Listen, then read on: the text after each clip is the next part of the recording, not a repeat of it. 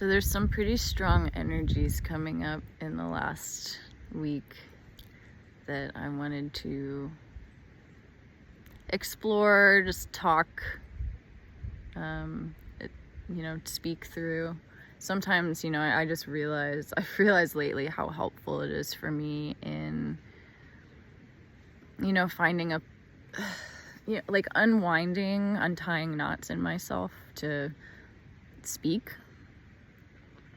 I don't really attach anymore to what I say. It's kind of gone after it arises, but it seems to be, at least it seems like it's been essential here in untying knots. So what's been arising is around, I guess it would be various aspects of being a woman. And I'm sure that, I would imagine that the experience of being a man probably has similar challenges and similar experiences. But, I can speak to what that is here, what that's been here, what the stories are here, and specifically around sexuality and objectification and just safety, like a sense of safety or a lack of a sense of safety. And I guess part of it too that's been arising is around, I mentioned this in my last video that I posted, but aloneness, but specifically kind of autonomy and independence, but from the storyline of being a woman and having like deep patterning and deep conditioning around being dependent, in subtle ways, like little things. Like, this week I was teaching myself to chop firewood with an axe, and just realizing how I've had this story for such a long time, just around various things, but this was just an example in particular that happened to arise. But stories around not being able to do something, or I'm not strong enough to do that. And just having these stories about things. And sometimes that is the case, sometimes it is really frustrating being in a smaller body and having child-sized hands that can't open jars, and, just like feeling frustrated. Or, I'm somebody who, I don't do this frequently, but I know my way around like power tools and things like that. So when Henry and I were renovating my house, it was always just, I would find myself feeling frustrated by not being able to grip something because of the size of my hands, not being able to hold a tool that was not made for a woman, And so there's just like all these really subtle ways that like a deep pain has been arising lately. A deep pain around what it means to, or what the conditioning is around being in a female body, and, being conditioned, like it wasn't done on purpose, but kind of being conditioned to be subservient and to discard intuition and not to have autonomy, not to listen to what my body was telling me, and in so many instances ended up in situations in the past, in sexual situations where, I was in an encounter that I didn't want to be in, that if I had been attuned to what was happening in the body, and if the conditioning didn't override that, would have said no, would have not been in those situations.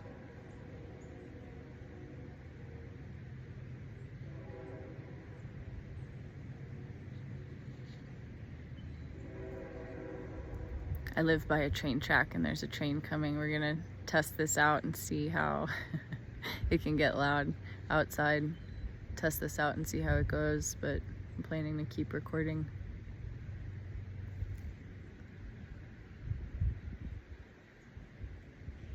You know, just as the train's coming, that's been such an interesting teacher for me, living near a train track, but the property is so beautiful that, you know, it wasn't something I really considered, but it was really such a deep teacher that when I moved here, I realized how dependent the sense of inner peace was on external noise. And I would find myself getting frustrated by the noise and just realizing like,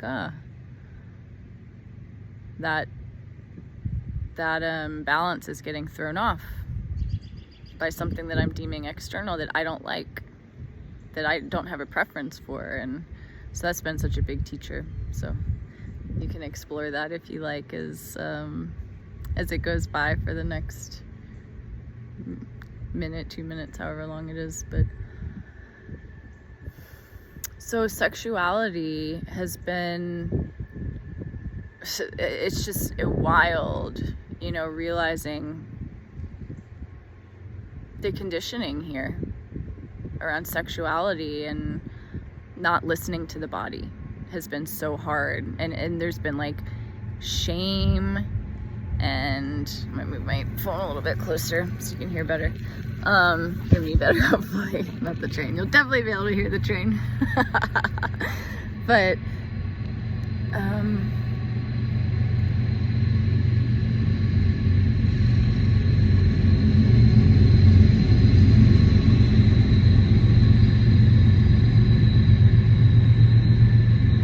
funny, I actually love the sound of it now. I find it soothing. It's funny how things can shift. But yeah, just there's been so much anger that I'm realizing has been coming up around, you know, just like being in a woman's body. And there's some like really, it's not mine to share, but just some really intense trauma that was passed to me in my body, you know, through my DNA, like energy that was passed to this body around like really traumatic sexual experiences, and realizing how much anger, and I think this is an experience that probably every woman can relate to, but holding my tongue around people or around men who make inappropriate comments, or, you know, my body kind of being very clear, and now realizing my body being very clear that it doesn't want to be around somebody, but having such deep social conditioning to be kind or to smile or not to be rude. And all of that is literally just breaking. It has broken. It's falling, you know. I had a really interesting, you know, situation arise with a neighbor, an older gentleman who is very, you know, has been very helpful. But when Henry left, started being inappropriate, and my body had already not been feeling comfortable around this person. And I just wasn't listening to it. And I think too, I had that little like safety net in Henry. I had the safety net in him, or like a security blanket in him. And once that was gone, you know, I've had to really listen and tune into my body and realize like, oh, my body doesn't want this person around. And being very sharp, you know, when there's a comment made, extremely sharp, essentially telling somebody to fuck off and like get off my property, you know, and just like getting to a point where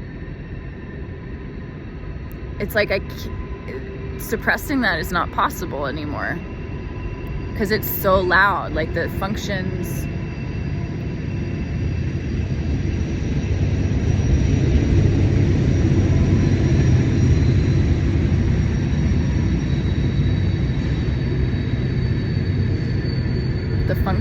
of suppressing that stuff, or the conditioning of smiling or being kind, is just gone. And so what I find coming up as I've, approached this situation, or like really had to encounter this situation on my own, like in my aloneness, without these suppression functions, like so much anger, and not just towards this person, but realizing like how much this body has carried, how much anger this body has had inside of it and has disregarded. How much my autonomy was not respected as a child, and it was not out of malice. How much my emotions have not been respected, and it was not out of malice, And so it's also innocent. And it's really obvious, the innocence of it. But in order to get to that place of seeing the innocence, I've had to really encounter, like deeply encounter, the anger and the shame and the rage and the grief and the like feeling inside of just like, fuck all men. And that's not true, but there was this part that was just being suppressed, and that was its story. That was its view of the world. And I had this symbol come up recently. I love symbolism. It's just like I have images come to me, and it just at the perfect time, and it just encapsulates perfectly exactly what is arising. But the image of Medusa. And there's just this thing in me that was like, oh shit, Medusa was probably just some lady, some like sharp-tongued lady that didn't take any shit from men. Like her gaze, quote unquote, turns men to stone. Like pierces into their soul and like turns them to stone. It makes them like, speechless, whatever it is, but like thinking that, like, oh shit, that was probably just some woman who didn't take any shit and became a literal myth. Snakes for hair that would bite you, and just like thinking of the serpent imagery too. Thinking of serpent energy, that snakes can be so docile. But if you fuck with them, if you cross them, like, you might get bit. They'll be clear about their boundaries, And I've also had a lot of symbols like that come to me in dreams that like feel very pertinent to just various things that are arising. And I had a female Black Panther come to me in a dream, and her 2 cubs. And it's just that energy of that like fierceness that's in every, it arises it's in every person, but it gets suppressed. And it's that thing of like just what's authentically arising. And this isn't a thing, it feels so different than in the past when I've like told myself like, oh, I need to have better boundaries, I need to practice boundaries, I need to this, I need to whatever, practice or improve my boundaries. It's not that. It's literally like the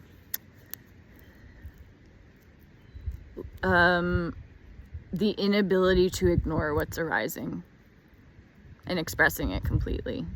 Like,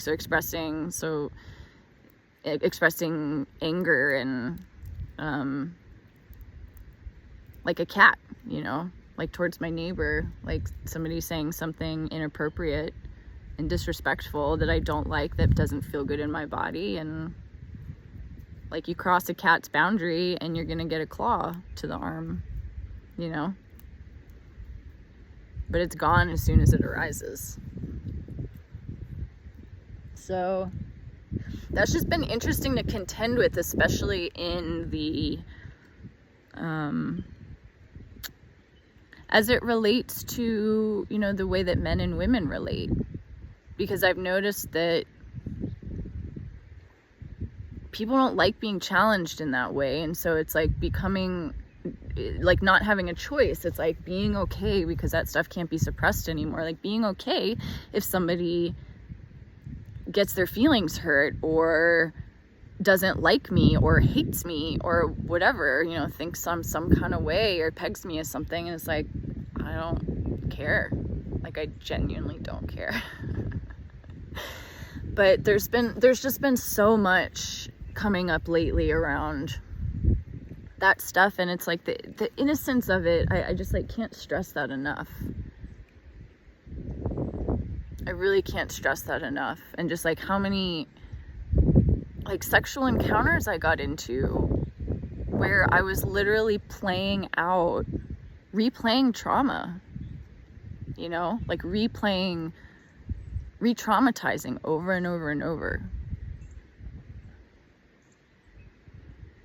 And I guess another aspect of that is like very uniquely feminine is, and this hasn't been so prominent lately, but there is an aspect of this that I have to acknowledge. You know, that in this storyline, when I was 15, I had an abortion. And I didn't, you know, like I've processed that over the years in so many ways, but you know, when the functions of suppression fell, there was just like, literally like deep physical discharges that, you know, there's still a sense that there's more layers to that as it relates to, you know, sexual trauma and, you know, having been like knocked out, like put under anesthesia for an abortion when I was really young, and that was the first partner that I ever had, the first sexual partner that I ever had. And so every encounter after that was kind of tainted with, or colored, I don't even want to say tainted, but it was colored with a strong story and shame and guilt and unworthiness and, you know, a sense of contraction in the body and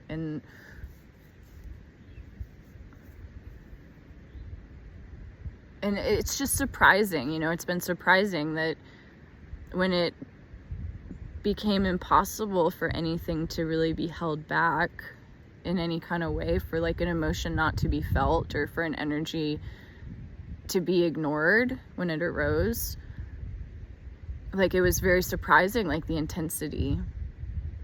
And now it, you know, the intensity still arises in moments, you know, there's still intense waves of things that arise, but it's just like this, there becomes this like complete, like giving to, like letting go into it and just letting it completely take over. And it passes pretty quickly, but it can be really intense, and because it's so direct, you know, it doesn't have the like the mechanisms trying to filter it or trying to resist it anymore. But the innocence of it, you know, is just, you know, I was talking about the innocence and I think I got sidetracked.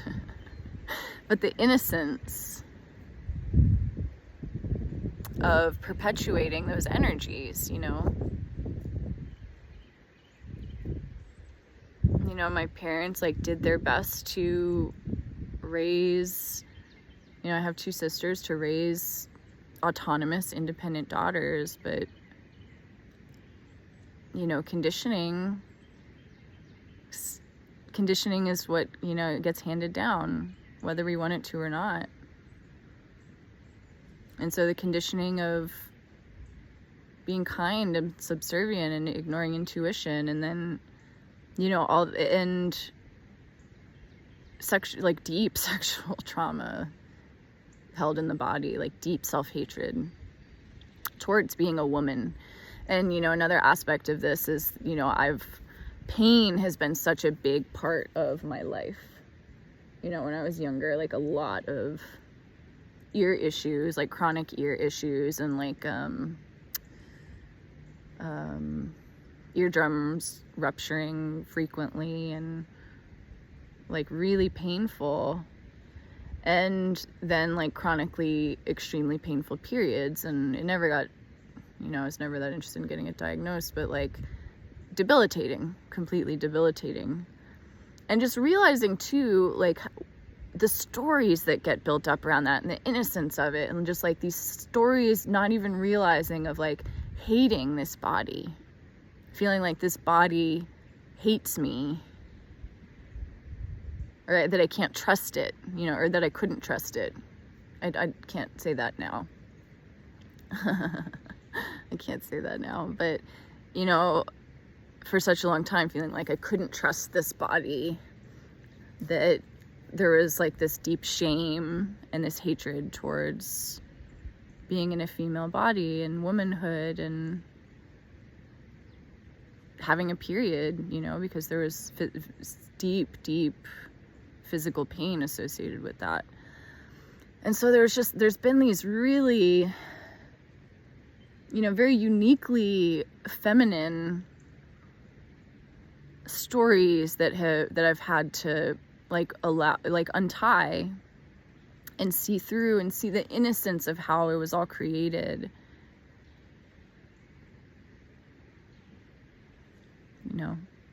Seeing like the complete innocence of it.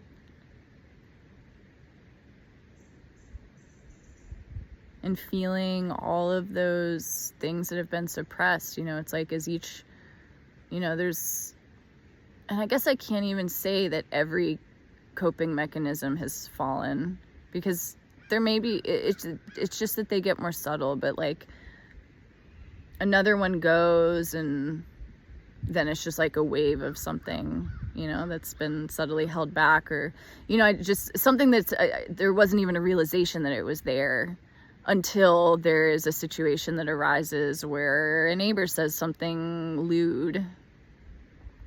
And there's this like snapping, like just this like automatic response. And then like what follows that is everything that's been held back, held down,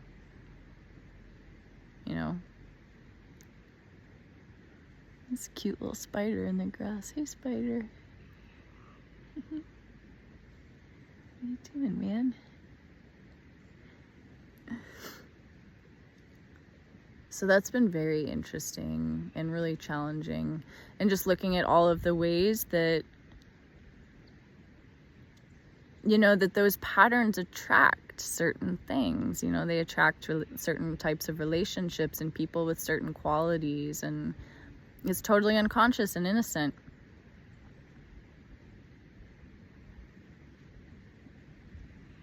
But realizing like the level of self-neglect and self-hatred and how that attracts, in some subtle way, people who carry those same energies of like subtle hatred towards women. I'm sure so many men, I would imagine, probably are raised having some sort of subtle hatred, and that's not like how you feel all the time or what's there all the time, but like an aspect of what's there because of wounding. And then that gets projected onto counterparts, relationships, just ways that you interact in the world, totally unconsciously, totally innocently. And so there's been this sense of just like complete personal responsibility. And this isn't to say that like there's been anger towards certain people that's had to come up and been felt and processed completely. And it doesn't mean that I'm going to spend time around people if my body says that it doesn't like it. But it's like it's just like such a sensitive attunement to sensation that's arising, or to just like in a moment, oh, I don't like that. And like it's okay. Like there's nothing that says that it shouldn't be that way anymore.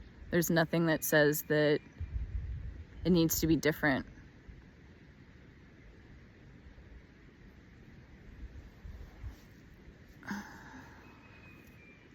So it's just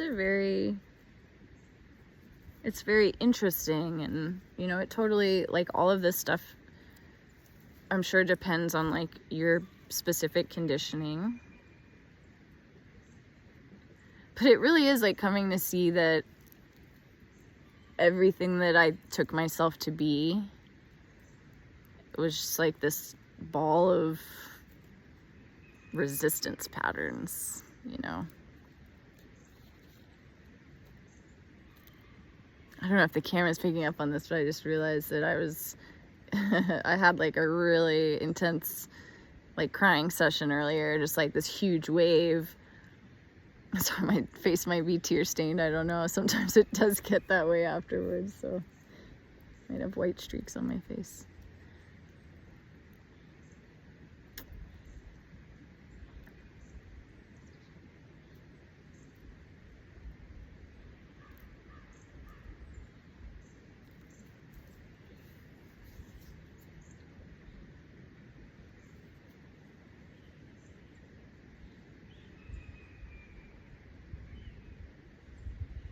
So at least what's been happening here is just feeling all the things, all the things that haven't been felt, all the things that have been hidden away, locked away. And there's so many facets to that. And there's also just been like this anger towards the self, or I guess it would be more like towards me, which is the bundle of like resistance patterns and conditioning. So it's like anger towards the conditioning itself, but, you know, in the mind, that's me. Even though it's, you know, it's not. I know that it's, like, it's very, very clear now that it's not, that it's just energy. It's resistance energy.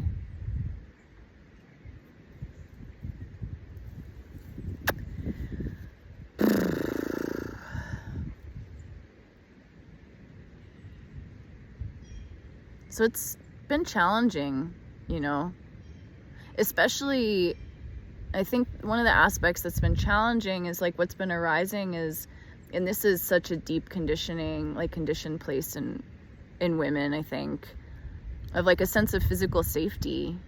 Like, well, if I say what I'm actually feeling, is my safety going to be in danger? Is my physical safety going to be in danger? You know? And it's like, I guess in a way not really knowing, but it's at the same time, it's like the body will tell you, you know, like what's appropriate in a moment. That, like, you know, maybe if there was a sense of physical safety that was sensed, that maybe something wouldn't be expressed in that moment. Like maybe that's how it would express, and that's okay too. It's not a problem. And I also don't want any of this to come across as like negating difficult experiences with, you know, like sexual trauma or being a woman or any of that stuff, because like there's a reason that those resistance patterns and those coping mechanisms were put in place. It's because it was too much. It was too much to feel, you know? And so there has to be too a sense of like grace and compassion and gentleness and softness. That like it couldn't have been otherwise. Like I couldn't have felt any of this in an unfiltered way before I did. I just couldn't have. It couldn't have happened that way because it didn't happen that way, you know?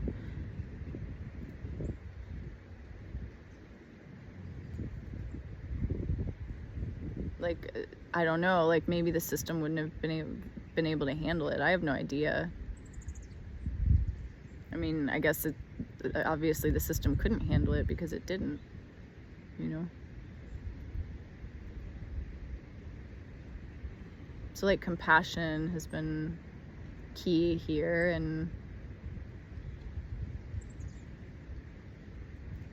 it's like being in that aloneness. The aloneness of that. The aloneness of those emotions. That like it doesn't matter, like there could be somebody sitting next to you holding your hand as you express these things, but there's still, even then, aloneness in the feeling of it. Like nobody can do that for you. It has to be done alone.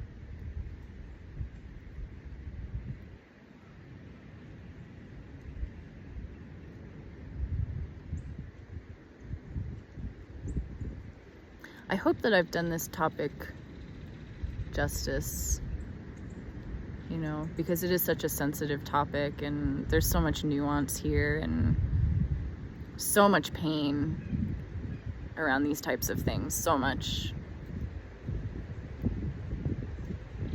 you know, in conditioning as it relates to women, and I'm sure even men too in various ways. But I guess just all that to say is that like it's not easy, and just like the compassion and the gentleness has been so necessary, like deep gentleness. And like coming to hold, like almost in the way that, you know, a child would come to you hurting and you would hold them. Coming to hold your own experiences in that same way, you know.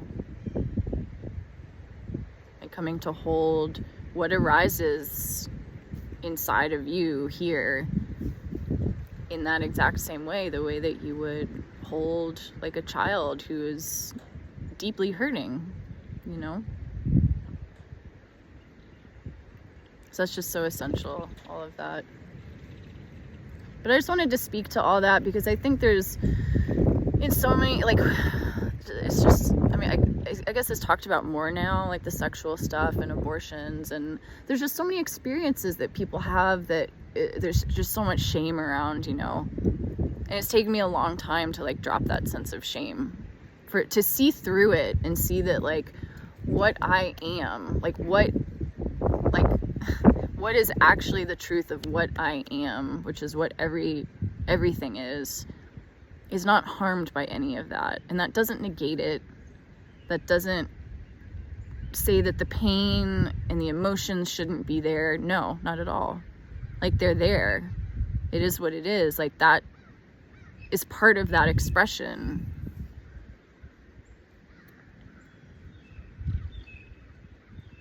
But it's like there was this weird thing that I had put in one of my previous videos that as soon as I saw that, like as soon as, like it was almost like a light switch got flipped on. And it was like I actually like felt in my body what I am. It wasn't just a concept anymore. And it's just all of the shame completely evaporated. All of it.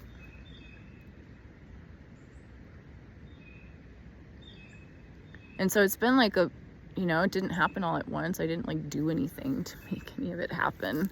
There's just like a readiness, you know, like a readiness in it. And it's just what happened.